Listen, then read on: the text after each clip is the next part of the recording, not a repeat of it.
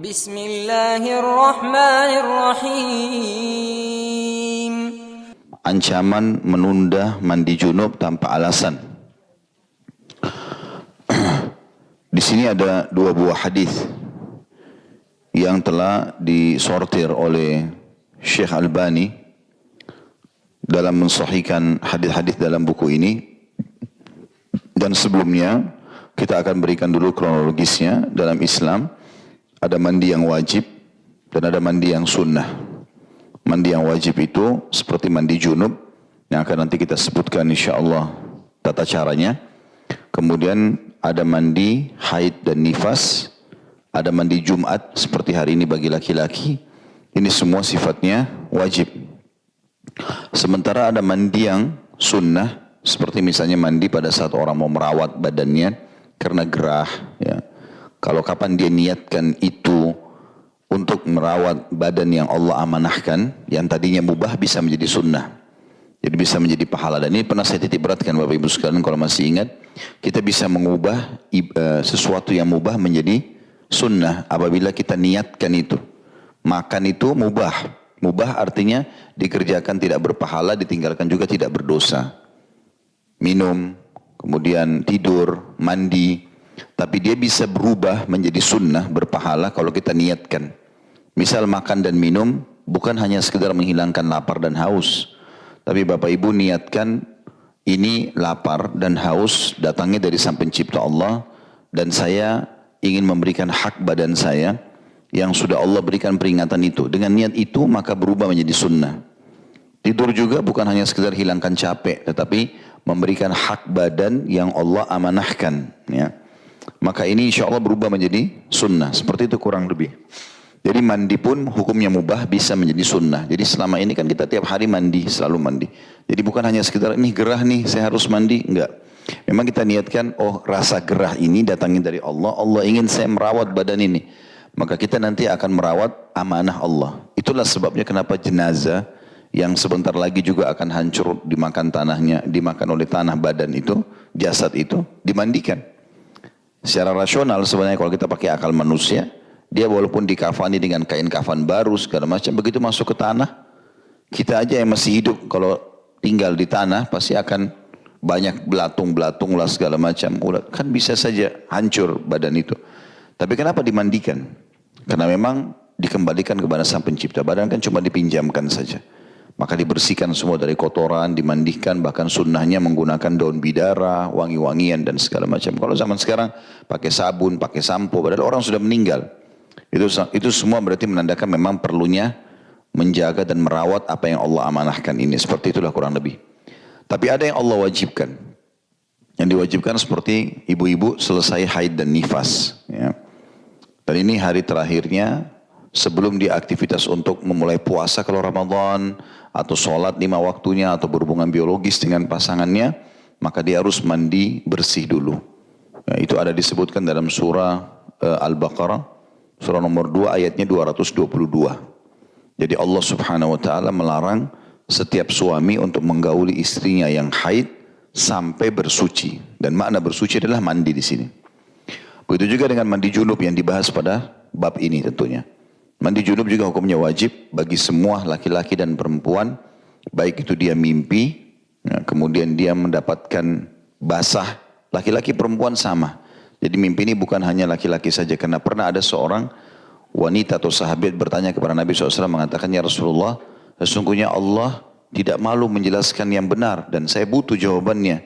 Apakah perempuan juga mandi dari mimpi basahnya? Maka kata Nabi SAW, iya kalau dia menemukan cairan itu. Ya.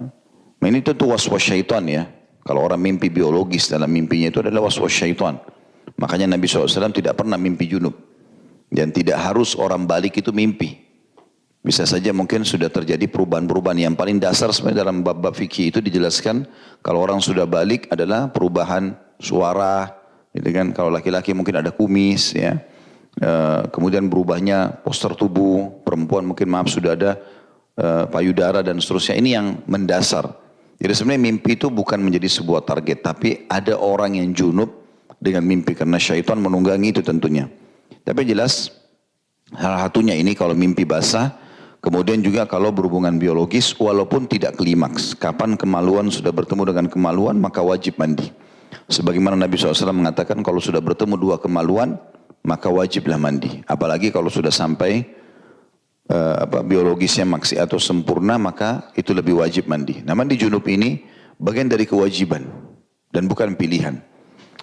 Kalau Bapak Ibu setelah saya melakukan hubungan biologis yang halal di malam hari, kita tidak bicara perzinahan tentunya. Kita bicara adalah yang halal. Kalau melakukan hubungan biologis yang halal, misalnya di malam hari dan belum mau mandi, menunda sampai menjelang subuh itu dibolehkan. Tapi anjurannya berwuduk terlebih dahulu. Riwayatnya adalah riwayat Umar radhiyallahu anhu, beliau pernah melakukan itu. Beliau mengatakan pada saat datang sholat subuh bersama Nabi SAW, habis subuh mengatakan, ya Rasulullah, semalam saya junub, tapi saya tertidur. Belum sempat mandi sebelum tidur. Dan saya menunda mandi saya sampai menjelang subuh. Kata Nabi SAW, tidak masalah. Yang penting kamu berwuduk terlebih dahulu. Ini juga hukumnya sunnah ya. Ya, kalau orang sampai tertidur pun tidak masalah. Dia boleh menunda, yang penting jangan kelewatan waktu sholatnya. Ya. Kemudian mandi junub ini tata caranya sudah diajarkan oleh Nabi SAW. Beliau mempraktikkan dengan cara membasuh kedua telapak tangan terlebih dahulu. Kemudian membasuh kemaluan, membersihkan kemaluan itu. Setelah bersih tentu sekarang dengan segala macam yang kita bisa gunakan dari atau pembersih kemaluan dari sabun dan seterusnya. Kemudian setelah itu uduk dengan uduk solat. Uduk seperti uduk solat. Setelah selesai baru kemudian mengambil air dengan telapak atau jari-jari telapak tangan kanannya. Lalu memegang sisi kanan kepala sampai terasa air itu masuk atau tersentuh di kulit kepala, barulah kemudian dia menyiram sisi kanan tubuhnya, lalu seluruh tubuhnya. Terakhir dia tutup dengan membasuh kakinya. Ya. Maka ini tata cara yang dicontohkan oleh Nabi alaihi salatu wassalam. Gitu kan. Nah di sini ada di dalam bab ini ada ancaman menunda mandi junub tanpa alasan. Artinya sampai lewat waktu sholatnya segala macam gitu. Atau memang ada orang tidak mau mandi gitu kan. Seperti ajaran atau tradisi orang-orang non-muslim. Bagi dia nggak penting itu.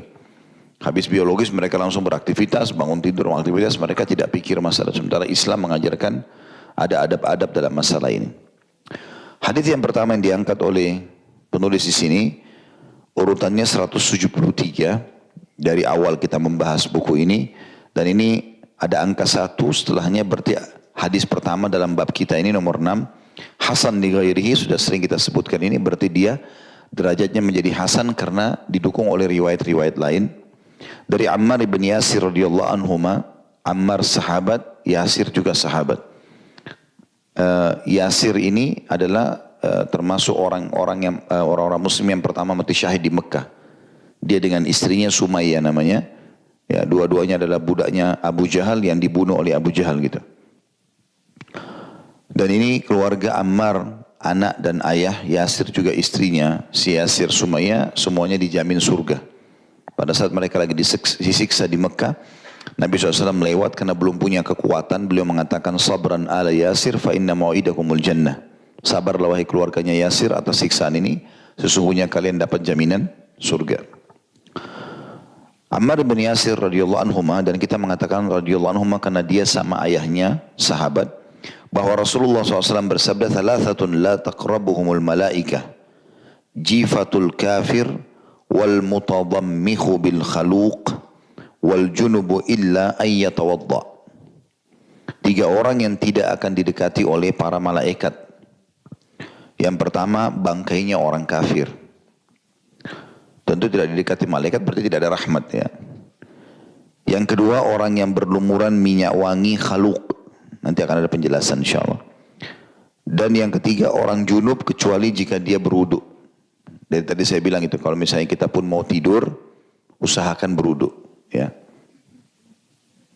Diriwayatkan oleh Abu Dawud dari Al-Hasan bin Abul Hasan dari Ammar, dan dia tidak mendengar hadis darinya. Tentu ini ada pembicaraan sedikit ulama hadis, ada di footnote nomor 217. Saya tidak membacanya itu. Karena kesimpulan terakhir adalah hadis ini hasan li ghairihi atau bisa digunakan. Al-Hafidh Ibnu Hajar berkata, yang dimaksud dengan malaikat di sini adalah yang turun membawa rahmat dan berkah. Bukan malaikat hafadhah yang mengawasi karena mereka selalu bersamanya dalam kondisi apapun. Kemudian dikatakan, saya baca dulu sampai kalimat wallahu alam di bawahnya, baru saya jelaskan. Kemudian dikatakan ini, tanda kutip, ini berlaku bagi orang yang menunda mandi junub tanpa alasan atau adanya alasan sehingga seharusnya dia berwudu tapi dia tidak berwudu. Dikatakan pula, tanda kutip, dia adalah orang yang menunda mandi junub karena malas dan menyepelekan serta menjadikannya sebagai kebiasaan. Wallahu alam, kata beliau. Baik, kita syarah hadis ini. Malaikat yang disebutkan di sini atau malaikat sendiri adalah rukun iman kita yang kedua. Setelah kita yakin tidak ada Tuhan yang menciptakan, yang mengurus, yang mengawasi semua yang di langit, semua yang di bumi, semua yang di kedalaman lautan, terjangkau tidak jangkau oleh mata kita kecuali Allah, itu rukun iman kita yang pertama. Sehingga kita sangat yakin tidak perlu bergantung, memohon, mencintai, membenci kecuali untuk dan karena Allah. Itu puncak rukun iman yang pertama. Setelah itu kita harus yakin yang kedua adalah adanya keberadaan makhluk Allah yang mulia, malaikat. Mereka tidak dihiasi dengan hawa nafsu sehingga mereka tidak makan, tidak minum, mereka tidak butuh semua itu. Tidak ada hasrat biologis dan seterusnya. Mereka adalah makhluk-makhluk Allah yang diciptakan dari cahaya. Sebagaimana dijelaskan dalam sebuah hadis yang sahih, Allah menciptakan malaikat dari cahaya, menciptakan jin dari api, dan menciptakan manusia dari tanah liat, ya, atau tembikar, tanah hitam. Kemudian malaikat-malaikat ini tidak melalui proses seperti kita. Tidak melalui proses bayi, anak-anak, remaja, tidak ada itu. Mereka diciptakan langsung utuh dan langsung bertugas. Gitu. Juga dari sisi lain, malaikat ini jumlahnya sangat banyak. Berlipat-lipat dibandingkan jumlah kita manusia.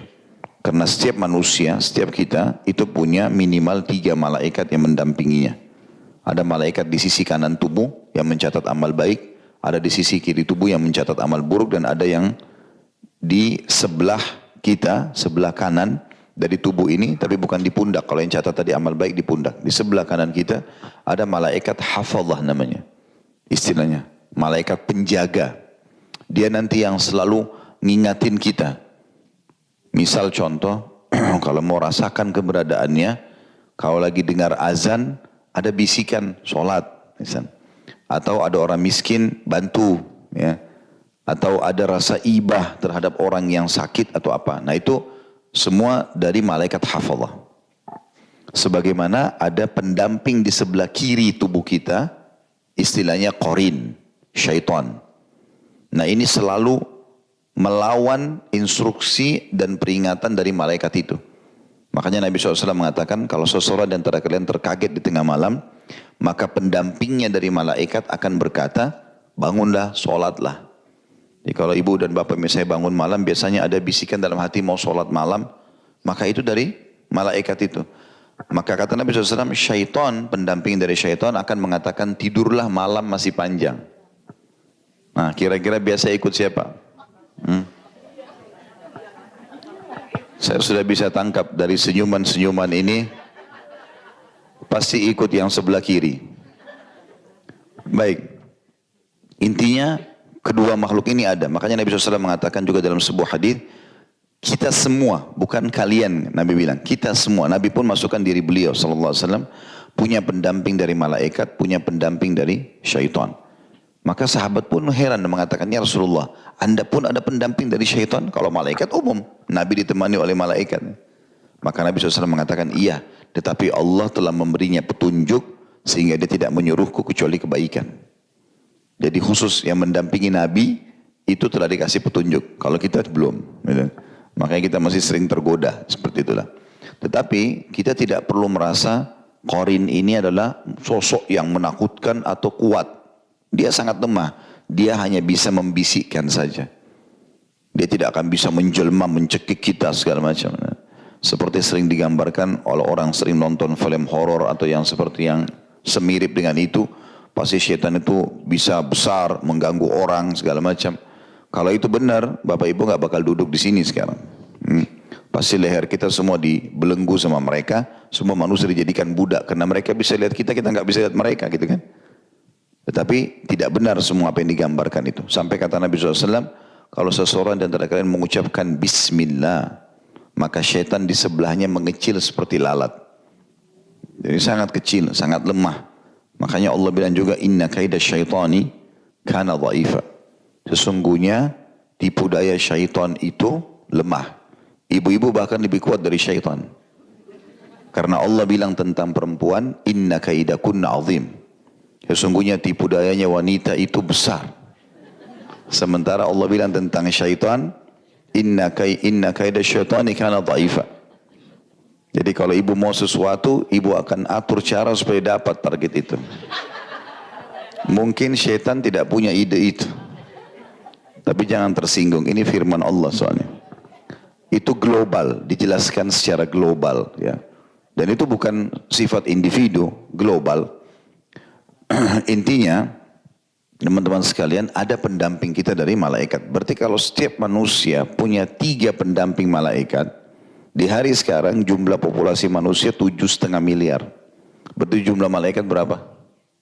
Karena dari anak bayi sampai orang tua, itu semuanya laki-laki, perempuan, semuanya didampingi oleh 3 malaikat. Kafir ataupun beriman. Berarti bisa 3 kali lipat. 7,5 miliar kali 3. Itu jumlah malaikat yang mendampingi kita saja. Di dalam surah nomor 77 dan 79 dalam Al-Quran, itu digambarkan tentang tugas-tugas malaikat itu. Surah Al-Mursalat, An-Nazi'at.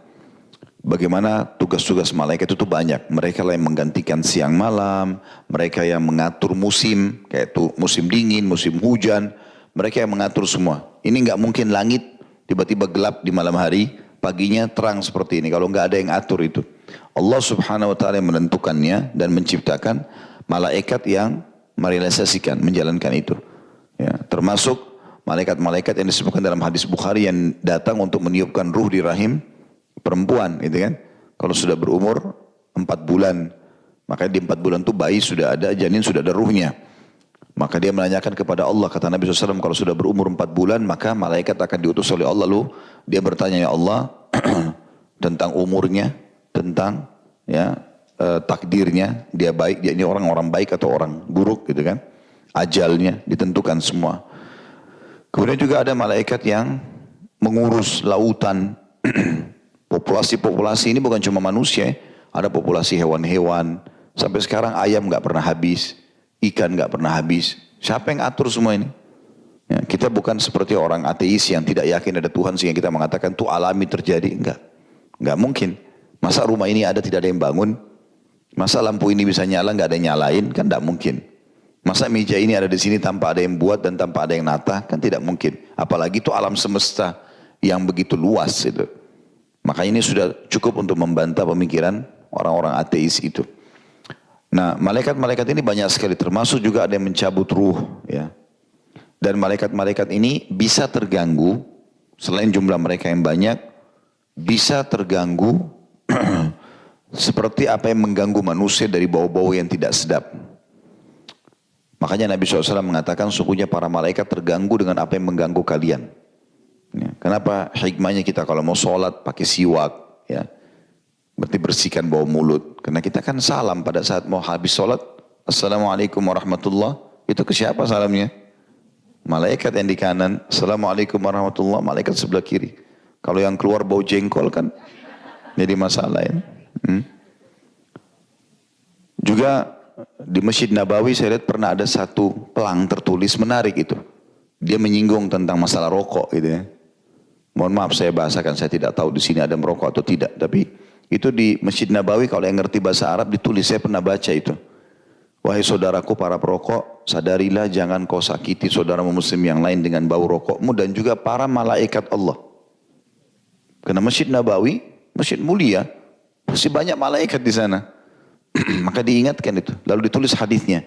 Nabi SAW bersabda, sungguhnya para malaikat terganggu dengan apa yang mengganggu manusia. Jadi bau busuk yang tidak disuka itu sebenarnya mereka juga tidak suka itu. Ciptaan Allah yang mulia sekali. Kemudian juga tadi ada yang belum saya tambahkan tentang masalah jumlah malaikat itu ada hadis Nabi SAW, beliau bersabda, pada saat saya sedang dimi'rajkan ke langit, tidak ada tempat di langit ukuran 4 jari manusia kecuali ada malaikat yang sedang sujud dan ruku. Dan di langit ketujuh ada namanya Baitil Ma'mur. Allah sebutkan dalam surah At-Tur, wal Baitil Ma'mur.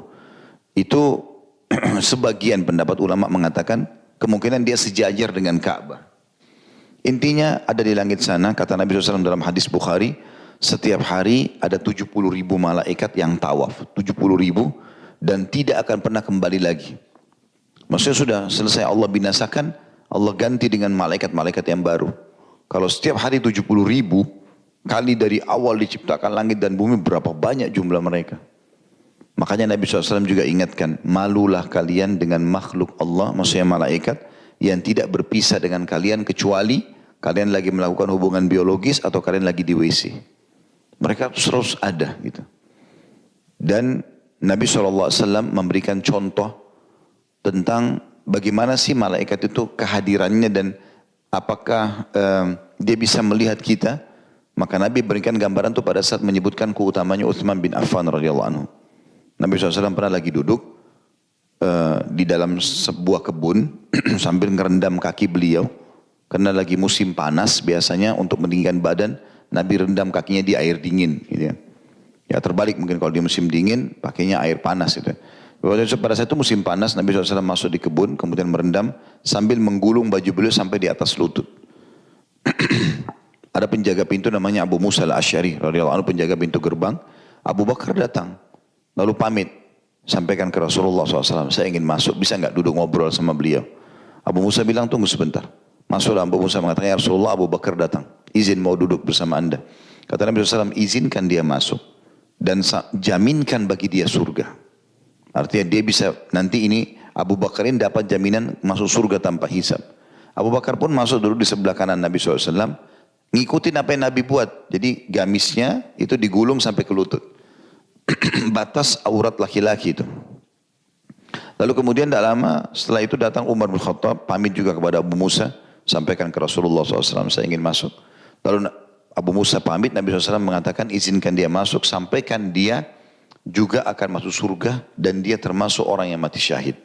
Memang di akhir hidupnya Umar terbukti perkataan Nabi SAW dibunuh oleh Abu Lu'lu' Majusi, ya, orang Majusi penyembah api yang masuk ke Madinah lalu membunuh Umar bin Khattab radhiyallahu anhu. Yang jelas Umar masuk duduk di sebelah kiri Nabi SAW, kemudian juga mengikuti Abu Bakar sama Nabi, mengikuti Nabi sama Abu Bakar dengan cara menggulung bajunya sampai ke lutut, rendamin juga kakinya di air itu. Yang selanjutnya ini saksi bahasan kita, Uthman bin Affan datang, lalu pamit juga. Abu Musa Asy'ari langsung menyampaikan kepada Nabi SAW. Uniknya, Nabi enggak langsung sebutin kepada Abu Musa ya, keutamaan Uthman, tapi menutup dulu lutut beliau, menurunkan gamisnya, gitu kan. Lalu kemudian beliau mengatakan, izinkan dia masuk dan sampaikan dia termasuk ahli surga dan akan diuji oleh Allah di akhir hidupnya. Karena Uthman bin Affan dibunuh, gitu kan. Maka masuklah Uthman bin Affan. Tapi sementara proses Uthman bin Affan mau masuk, Abu Bakar sama Umar sempat tanya, ya Rasulullah, tadi waktu kami masuk, anda tetap buka lutut anda. Kenapa sekarang Uthman masuk, anda tutup? Kata Nabi SAW kalimat yang mulia, ala istahi min rajulin istaha minhul malaika. Tidakkah aku malu dengan laki-laki yang malaikat aja malu dengan dia? Nah, dikatakan sebabnya Nabi sebutkan ini karena Uthman bin Affan ini tidak pernah jalan walaupun sendirian itu telanjang. Walaupun di tempat tertutup pun hanya dia sendiri, dia selalu tutup badannya. Karena dia tahu walaupun tidak ada orang, ada malaikat yang bersama dia. Kecuali memang orang lagi mandi segala macam, itu berbeda. Tapi ada orang kan mungkin dia pikir rumahnya kosong. Dia jalan sana sini dengan tidak berbusana misalnya. Siapa tahu. Gitu kan. Padahal sebenarnya banyak makhluk Allah di situ. Ada malaikat. Ini contoh saja. Tapi Nabi SAW menggambarkan, karena Uthman bin Affan ternyata menghormati sekali keberadaan malaikat itu, maka malaikat pun malu dengan dia gitu. Dan ini terjadi 2 kali. Nabi SAW juga pernah lagi santai di rumahnya, di rumah Aisyah radhiyallahu anha, dengan cara meletakkan siku kanannya di tanah, kemudian mengelonjorkan kaki beliau bersantai. Namanya ittika. Kemudian masuk Abu Bakar, Nabi tidak ubah posisinya, masuk Umar juga begitu. Begitu masuk Uthman, Nabi SAW langsung tutup. Karena tadinya bagian betisnya tersingkap. Sallallahu Alaihi Wasallam ditutup. Lalu mereka tanya, kenapa ya Rasulullah? Kata Nabi SAW, tidakkah saya malu dengan laki-laki yang malaikat pun malu padanya? Gitu kan. Jadi ini ibrah dan pelajaran yang bisa diambil tentunya. Intinya, malaikat itu ada. Ya. Dan kapan malaikat ada, mereka hanya membawa kebaikan-kebaikan. Ya. Di akhirat pun ada ya, malaikat-malaikat yang menjaga surga, dan ada di akhirat juga malaikat-malaikat yang jaga neraka. Ya. Kalau di surga tentu ada ya, yang baik-baik, yang memang maksudnya semua malaikat baik, tapi mereka memang Allah ciptakan dengan kalimat-kalimat yang santun. Banyak ayat Al-Quran menceritakan masalah itu. Mereka akan mengatakan kepada ahli surga, Salamun alaikum bima sabartun, fanima uqbaddar, keselamatan dan kesejahteraan buat kalian. Ya, ini sebaik-baik tempat tinggal. Selalu mereka sambut ahli surga. Tapi kelompok yang menjaga neraka, bukan mereka jahat, tapi Allah ciptakan mereka memang keras, kasar. Karena memang tugasnya menyiksa. Ya, nama kelompoknya namanya Zabaniyah. Yang Allah mengatakan, فَلْيَدُّعُ نَادِيَ سَنَدُّعُ الزَّبَانِيَةِ. Orang-orang yang menyembah-nyembah selain Allah itu silakan panggil seruannya semua nanti di neraka. Patung-patungnya, pohonnya, segala macam yang dia sembah. Bintang-bintang, matahari, syaitan. Dia panggil. Maka kami akan panggil Zabaniyah. Zabaniyah. Kata Nabi SAW, malaikat Zabaniyah itu, kalau orang menunggangi kuda kecepatan tinggi, selama 60 tahun, riwayat lain 100 tahun, belum bisa melewati dari awal pundaknya ke lehernya. Jadi saking besarnya. Kita kalau naik kuda kecepatan tinggi, 100 tahun dari sini ke sininya saja, itu belum bisa melewatinya. Bagaimana dengan seterusnya? Maka mereka makhluk Allah yang sangat besar. Dan Allah sebutkan dalam surat Tahrim, surah nomor 66 ayat 6 sifat mereka. Ya ayyuhalladzina amanu qu anfusakum wa ahlikum nara wa quduhan nas wal hijara 'alaiha malaikatun giladun shidadun la ya'sunallaha ma amarum wa yaf'aluna ma yu'marun. Hai orang beriman, selamatkan dirimu dan keluargamu dari api neraka. Segera ibadah, kalau buat dosa segera taubat. Yang bahan bakarnya dari manusia dan batu, yang dijaga oleh malaikat-malaikat yang kasar dan keras. Ini sifat mereka. Jadi bukan mereka jahat, tapi memang Allah ciptakan begitu karena memang tempatnya tempat hukuman. Gitu kan? Mereka tidak pernah bermaksiat terhadap apa yang Allah perintahkan dan mereka selalu mengerjakan apa yang Allah titahkan. Kurang lebih seperti itu. Jadi ini rukun iman kita yang kedua yang wajib kita imani keberadaannya. Salah satu buktinya adalah hadis ini juga. Makanya Nabi SAW mengatakan 3 orang atau 3 golongan yang tidak akan didekati oleh malaikat. Malaikat tidak akan memberikan kepada mereka apa yang mereka bawa. Dan tadi Ibnu Hajar rahimahullah sudah meniti beratkan, ini khusus, perhatikan kalimat situ ya, yang dimaksud ada Al-Hafidh berkata, kalau yang pegang bukunya, yang dimaksud dengan malaikat di sini adalah yang turun membawa rahmat dan berkah. Jadi bukan umumnya malaikat. Dan di sini dikatakan bukan malaikat apa? Situ yang dibaca tulisannya hafadhah. Lihat enggak? Enggak semuanya bawa buku ya? Oh. Harus beli bukunya ini. Cuma harga makan siangnya Bapak Ibu ini. Supaya betul-betul fokus gitu. Jadi dikatakan situ bukan malaikat hafadhah. Hafadhah tadi yang saya bilang, malaikat yang menjaga kita di sisi kanan tubuh kita. Jadi di sini Hafidh Ibnu Hajar menjelaskan, beliau termasuk orang peneliti hadis yang sangat kritis. Beliau mengatakan yang dimaksud dengan malaikat ini tidak akan dekat dengan seseorang. 3 golongan ini adalah malaikat pembawa rahmat. Khusus setiap hari itu ada yang datang yang membawa kepada kita kebutuhan-kebutuhan kita. Sehingga kita punya ide untuk makan ini, ide untuk minum ini, dan segala macam. Nah ini, atau mengenakan pakaian ini misalnya. Ini namanya malaikat-malaikat rahmah. Ya. Dan bukan malaikat hafadhah, malaikat yang mendampingi, karena alasannya mereka, malaikat hafadhah itu selalu bersamanya dalam kondisi apapun. Kalau malaikat hafadhah yang sebelah kanan kita, mau kita dalam keadaan bermaksiat atau kita sedang taat, dia selalu ada. Makanya orang bermaksiat pun dia, malaikat ini sering nakut-nakutin. Nanti kalau kau ketahuan, nanti kalau kau begini, nanti kalau kau ini, malaikat ini yang buat dia supaya dia kapok, dia nggak mau gitu. Malaikat ini, malaikat hafadhah selalu mengingatkan itu. Jadi dalam kondisi dia bermaksiat atau dia sedang beribadah tetap aja ada. Jadi yang dimaksud sini 3 golongan yang tidak didekati malaikat, khusus malaikat pembawa rahmah. Sementara malaikat pencatat amal baik, amal buruk, penjaga, hafadhah, tetap selalu ada bersama dia dalam segala keadaannya. Jadi termasuk orang kafir ini sebenarnya akan tetap ada malaikat yang mendampinginya ya.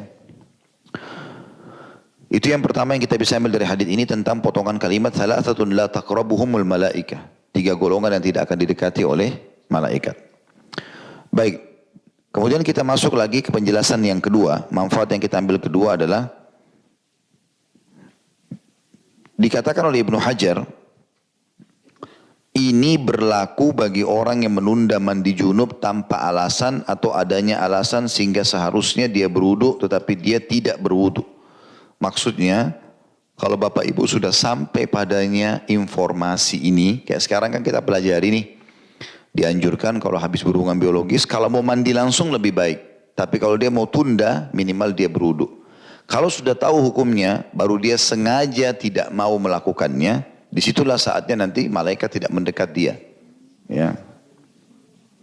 Itu yang dimaksud di sini. Jadi, orang yang meninggalkan tanpa udur.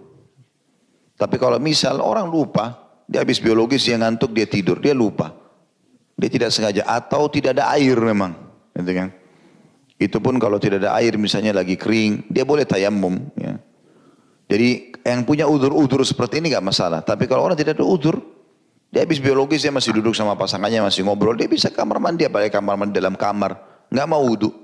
Nah ini yang kena nanti, malaikat menjauh dari dia. Gitu kan? Itu yang dimaksud dengan potongan ini ya. Kemudian juga potongan di sini dikatakan, dia adalah orang yang menunda mandi junub karena malas dan menyepelekan, serta menjadikannya sebagai kebiasaan. Kalau uduk saja, ya, makna kalimat ini potongan yang ketiga ini saya masih di paragraf yang Al-Hafidh berkata ya, masih di situ yang saya baca ya. Ada tanda kutip yang terakhir sebelum kalimat wallahu alam, dikatakan pula dia adalah orang yang menunda mandi junub karena malas dan menyepelekan serta menjadikannya sebagai kebiasaan. Jadi kalau maknanya kalau uduk saja sengaja enggak uduk, padahal sudah tahu hukumnya, sudah cukup malaikat menjauh, apalagi bagi orang yang sengaja tidak mandi, menunda-nunda mandi gitu kan. Kayak misal ini kan kita tadi bicara contoh malam, kalau orang biologis di pagi hari dia mau beraktivitas, mau keluar rumah segala macam, ya harusnya dia mandi, gitu kan? Khawatir nanti kalau dia meninggal segala macam ya. Kecuali punya udur syar'i. Misal selesai hubungan biologis, terus tiba-tiba ada orang tua datang tamu, kita nggak mungkin nggak bukain pintu. Kita bukain pintu, kita layani sebentar, setelah mereka jalan baru kita masuk. Itu mungkin ada udur syar'i. Karena nggak mungkin kita menolak, misalnya orang tua kita datang, gitu kan? Contoh saja, atau misal ibu setelah hubungan biologis mungkin sempat tersibukkan dengan anak, terus suami sudah duluan mandi, sekarang suami mau pergi, dia butuh sarapan, maka ibu tunda, ibu lain dulu sarapan baru ibu mandi. Ini ada udur-udur, gitu kan? Yang maksudnya tidak ada udur, cuma ngobrol-ngobrol, angkat telepon, sengaja tunda-tunda. Nah ini bisa masuk dalam makna hadis. Ya. Artinya selama dia belum mandi, maka malaikat menjauh dari dia. Ya mungkin di saat itu dia bisa dapatkan rahmat Allah, justru hilang dari dia. Ya, ini tentu ancaman yang seharusnya juga kita hati-hati darinya, gitu kan. Dan ini insya Allah kalau untuk mandi tidak akan mengambil waktu lama ya. Pernah ada sahabat punya udur seperti ini tapi masalah jihad, yaitu Handalah radhiyallahu anhu, pernah saya ceritakan itu. Kalau masih ingat, Allahu alam, gitu kan. Handalah ini di perang Uhud di tahun 3 Hijriah, itu hari Sabtu, Jumatnya dia menikah malam hari, tapi dia nggak biologis sama istrinya. Dia sampai sholat subuh hari Sabtu, pulang sholat subuh bersama Nabi SAW, dia biologis sama pasangannya.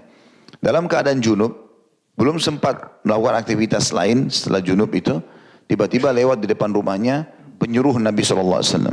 Kalau pasukan Quraisy sudah dekat dari Uhud, semua laki-laki yang punya kemampuan tidak punya udur harus keluar. Wajib pergi jihad. Maka dia langsung pakai baju perangnya, dia pergi berperang. Dan ternyata dia termasuk salah satu syuhada yang mati syahid di perang Uhud. Nah pada saat dikumpulkan jenazah-jenazah, Nabi SAW lihat dengan senyum kepada mereka. Pas jenazahnya Handalah, Nabi alihkan pandangannya. Maka para sahabat yang lain khawatir, ada apa dengan Handalah ini? Ya Rasulullah, ada apa nih gitu. Maka kata Nabi SAW, aku diperlihatkan istrinya dari bidadari datang menjemputnya. Riwayat lain, dia dimandikan junub oleh malaikat. Tapi di sini memang dia punya udur karena memang pas ada seruan kewajiban jihad. Dia kalau tunda, dia mandi dulu, khawatir dia nggak keburu gitu. Nah itu contoh saja masalah udur ya. Tapi kalau tidak ada udur, tadi saya bilang cuma duduk ngobrol segala macam, ini semestinya seseorang itu menjauhi atau menghindari. Baik, di sini dikatakan ada 3 golongan yang tidak didekati. Yang pertama jifatul kafir, ya berarti jenazahnya orang kafir. Ya, ini menandakan dalil dari sini sebagian ulama fikih mengatakan tidak bolehnya orang muslim mengurus jenazahnya orang kafir. Itu urusan dia, tidak boleh kita urus gitu. Diurus sama orang sesama agama dia silahkan. Ya. Tetapi kalau kita yang mengurus, berarti kita kena di sini, dijauhi juga oleh malaikat. Ya. Sebagian ulama juga menambahkan sama juga jenazahnya muslim tidak boleh diurus oleh orang kafir. Ya. Jadi dianjurkan tetap kerabatnya melakukan ini, terutama kalau teman-teman di sini punya kerabat tinggal di negara-negara non-muslim, apalagi kita minoritas, diingatkan masalah itu. Jadi kalau ada kerabat yang meninggal, jangan dibiarkan rumah sakit yang mengambil alih, membersihkan. Karena saya dengar itu ya, di beberapa negara. Kalau nggak salah termasuk di Singapura itu. Jadi nanti rumah sakit yang mengurus semuanya. Ya, bahkan ada kadang-kadang informasi saya tidak tahu kebenarannya sih ya, makanya saya tidak perlu sampaikan, yang kayaknya kurang baik gitu. Ya, kalau jenazah ini dibiarkan diurus oleh orang-orang non-muslim ini. Kemudian di sini disebutkan orang yang menggunakan wangi-wangian, di sini dari al-khaluq ya, atau wangi khaluq. Ini banyak pendapat yang menjelaskan masalah ini. Ada yang mengatakan memang wangi-wangian yang tidak layak untuk setiap jenis kelamin. Misalnya laki-laki yang menggunakan sengaja bau perempuan, atau perempuan menggunakan bau laki-laki, bisa bermakna itu. Pendapat ini, yang berpegang pada pendapat ini mengatakan diambil daripada hadis Nabi SAW, Allah melaknat laki-laki yang menyerupai perempuan, perempuan yang menyerupai laki-laki gitu loh. Ya, jadi menghindari itu ya, ini pendapat yang mengatakan itu. Jadi ini bisa saja bermakna minyak wangi ini. Dan juga ada hadis Nabi SAW mengingatkan masalah minyak wangi, memang dibedain laki-laki perempuan. Ya. Kata Nabi SAW, sebaik-baik minyak wangi bagi laki-laki yang keras baunya, tapi lembut warnanya. Dan sebaik-baik minyak wangi bagi perempuan justru yang lembut baunya, ya, yang tidak menyengat, dan juga yang terang warnanya. Jadi memang Nabi SAW memberikan seperti itu, karena perempuan dilarang untuk menyengatkan itu ya. Nah, ini termasuk ada peringatan dari Nabi SAW. Ini diantara pendapat gitu. Kemudian yang terakhir adalah tadi yang sudah jadi saksi bahasan kita yang ketiga, orang yang junub tapi dia tidak mau berwudu. Ya. Tentu maknanya di sini kalau dia mandi ya wudunya sudah tertutupi, yang gitu. Karena tadi rangkaian daripada mandi junub berwudu, gitu kan. Hadis yang kedua dalam bab kita nomor 174, dan hadis ini sahih dalam riwayat Al-Bazzar. Al-Bazzar nama orang termasuk penyusun hadis, ya, maksudnya menyusun hadis dalam buku-bukunya. Dengan sanad sahih dari Ibnu Abbas radhiyallahu anhu dari Nabi SAW, beliau bersabda, "Thalathatun la taqrabuhumul malaika, al-junubu was-sakranu wal mutadhammikh bil khaluq." 3 orang yang tidak didekati oleh malaikat rahmah, orang junub, ini sudah kita jelaskan tadi. Yang kedua ini yang belum disebutkan dari yang pertama, orang mabuk, ya. Dan yang ketiga orang yang berlumuran minyak wangi khaluk. Nah di sini khusus hadis kedua ada footnote di bawah. Ya. Itu di nomor 219. Al-khaluk yang dimaksud di sini minyak wangi yang dilarang itu, atau minyak wangi yang tidak dekati malaikat, adalah minyak wangi gabungan yang dibuat dari za'faran dan minyak wangi lainnya. Didominasi oleh warna merah dan kuning. Ada hadis yang membolehkannya, ada pula yang mengharamkannya. Ada juga yang mengharamkannya lebih banyak dan lebih akurat. Ia dilarang karena ia adalah minyak wangi wanita dan mereka lebih banyak menggunakannya. Al-Hafidh Ibnu Athir berkata, dan yang zahir adalah bahwa hadis-hadis yang melarang adalah yang menasakh atau menghapusnya. Dan at-tadammuh artinya belepotan atau berlumuran dengannya. Ya, jadi tadi saya bilang lebih dekat maknanya, khasnya perempuan dipakai oleh laki-laki, khasnya laki-laki dipakai oleh perempuan, seperti itulah. Karena memang ini ada hadis tadi yang melarang kita menyerupai satu sama yang lain. Kan memang kita dilarang secara umum ya, seperti potongan rambut, seperti pakaian, apalah yang merupakan khas, sepatu dan seterusnya. Karena ada juga orang yang sengaja masuk ke alam itu padahal sebenarnya tidak boleh. Ini bahkan Imam Madzhabi rahimahullah masukkan dalam kategori dosa besar. Ya, berarti dosa besar kalau perempuan sengaja mau seperti laki-laki atau laki-laki mau seperti perempuan. Ya di zaman kita Allah Musta'an, lebih jauh daripada itu malah. Sengaja operasi kelamin lah segala macam. Baik, dari sini juga kita perlu titik beratkan, Bapak Ibu harus hati-hati mendidik anak ya. Terjadinya pelecehan seksual ini, munculnya LGBT sekarang ya. Ya lesbian, ya homoseksual segala macam ini ada faktor internal, ada faktor eksternal. Faktor internal adalah rumah tangga. Jadi orang tua biasanya tidak sadar menarik anaknya untuk menjadi lesbian atau menjadi homoseksual. Bagaimana ceritanya? Contoh misal, dia punya anak 3 laki-laki, 1 perempuan. Misal, anggaplah Bapak Ibu punya anak pertama, kedua, ketiga laki-laki semua. Pengen anak perempuan Allah kasih, anak keempat perempuan. Nah di sini ada banyak orang tua tidak perhatian, anak perempuan ini kena sendirian, mainnya sama siapa? Kakaknya. Nah akhirnya dia ikut main seperti kakaknya, pakaiannya seperti kakaknya, mainnya bola, apalah segala. Jadi kayak laki-laki. Ini nanti kalau besar dia sukanya perempuan, dia bukan suka laki-laki. Karena dia anggap dirinya seperti kakak-kakaknya. Tanpa disadari gitu kan. Itu juga sebaliknya kalau kita terjadinya homoseksual seperti itu. Kalau misalnya ada orang punya anak 3 perempuan nih. Terus yang keempat laki-laki. Nah laki-laki dibiarin main sama kakak-kakak perempuannya. Akhirnya didandan-dandanin segala macam gitu kan.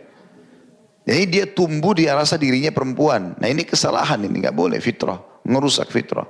Jadi kalau punya anak laki-laki ya diberikan mainan laki-laki, ya perempuan ya mainan perempuan. Supaya dia tahu gitu loh. Kita harus bedakan itu. Ya, warna juga seperti itu kan. Ada warna-warna khas perempuan kan. Kayak warna pink misalnya. Kalau laki-laki pakai ganjil ini gitu. Misal contoh.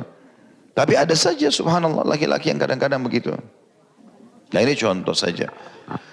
Itu kadang-kadang ada faktor internal. Ya, dalam rumah kadang-kadang tidak disengaja begitu.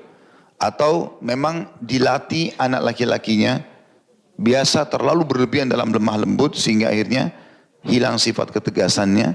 Begitu juga anak perempuannya terlalu tegas sekali sehingga akhirnya muncul sifat seperti kelaki-lakian. Padahal ini semua tidak bisa tentunya ya. Kalau faktor eksternal itu pergaulan. Ya, pergaulan, kemudian juga faktor internal juga bisa masuk orang tuanya sendiri pelaku homo atau lesbia. Itu bisa juga. Akhirnya anak-anaknya lihat itu di rumah. Kalau faktor eksternal ini pendidikan, makanya harus hati-hati. Bapak Ibu selalu saya ingatkan itu. Bapak Ibu yang atur anaknya, jangan diatur sama anak. Tidak boleh, harus kita yang atur semuanya. Anak saya sampai sekarang masih sering negosiasi kadang-kadang. Saya bilang nggak bisa. Keputusan saya A ya A, saya nggak akan ubah. Jadi dia tahu memang kita yang atur dia. Walaupun dia sering negosiasi, kadang-kadang minta ini tidak bisa. Karena kita lebih tahu. Kan tidak masuk akal seorang ayah umurnya 40 tahun, seorang ibu umurnya 30 tahun diatur oleh anaknya yang 5 tahun. Nak mau kemana? Kita ke sini saja. Ibu sama ayahnya jalan di belakang ikutin anaknya. Bagaimana caranya? Dia ngerti apa ini? Sekolah pun ditanya, nak mau sekolah di mana? Ngerti apa dia? Dia tidak ngerti biaya, nggak ngerti jarak, nggak ngerti kurikulum. Saya pernah kasih contoh itu. Kita bawa ke kedua sekolah. Sekolah yang satu temboknya biru, yang satu temboknya hijau. Dia suka warna biru. Nak mau sekolah mana? Ini aja. Dia nggak tahu apa-apa. Masa kita tanya dia? Akhirnya ada banyak orang tua gitu. Kenapa? Telat. Oh anak saya sekolah jauh. Kenapa? Anak saya mau sekolah di sana. Loh kok aneh ini? Saya pernah kasih contoh tuh ibu-ibu juga begitu. Masain aja ibu masak. Gak usah tanya anaknya mau makan apa. Ibu lebih paham buat dia apa. Ibu baca, cari informasi. Oh buat kesehatan anak masa ini. Itu aja. Jangan ibu yang tanya dia anak mau makan apa. Pertanyaan ini niatnya baik ya. Tapi kalau misalnya dia bilang ayam goreng bu. Ya besok ibu masain ya. Besok anggap ibu lupa. Pas dia datang ke meja makan buka 7 saji. Gak ada ayam. Apa yang dia bilang? Mana ibu pesanan saya? Ibu lupa. Ah ibu ini. Kalimat ah ibu ini itu durhaka loh. Karena Allah bilang. Dan jangan kalian ucapkan apa pada orang tua? Ah. Wala taqul lahumma uffin. Itu sudah masuk dalam itu. Sekali, 2 kali, 3 kali. Lama-lama dia sudah biasa nanti. Ah ayah ini. Ah ibu ini. Sampai lebih parah daripada itu ada anak-anak yang pukul orang tuanya. Yang bunuh orang tuanya kan begitu. Bermula dari situ. Belikan baju. Ini baju nak. Pakai. Jangan bilang, nak mau pakai baju apa? Pernah istri saya lakukan itu. Akhirnya terjadi subhanallah apa yang saya pernah bilang teorinya. Jangan kasih pilihan anak-anak. Pakaiin baju, beliin baju pakaiin langsung. Saya nak pakai, ini Umi pakaiin, selesai. Enggak mau pakai baju apa? Sekali ditawarin besok dia sudah enggak mau. Dia mau pilih sendiri, buka lemari, pilih sendiri. Ibunya suruh pilih enggak mau, nangis-nangis harus pakai yang dia mau. Kan jadi masalah. Dan dia belum mengerti, dia tidak tahu masalah terbuka aurat, dia tidak tahu semuanya itu. Makanya harus hati-hati. Kitanya harus mendidik. Ini supaya tidak terjadi. Ini cuma tambahan pelajaran saya dari ini insyaAllah. Mudah-mudahan bisa ditangkap pesannya. Begitu saja. Subhanakallahumma bihamdika. Asyhadu an la ilaha illa anta astaghfiruka wa atubu ilaik. Wassalamualaikum warahmatullahi wabarakatuh.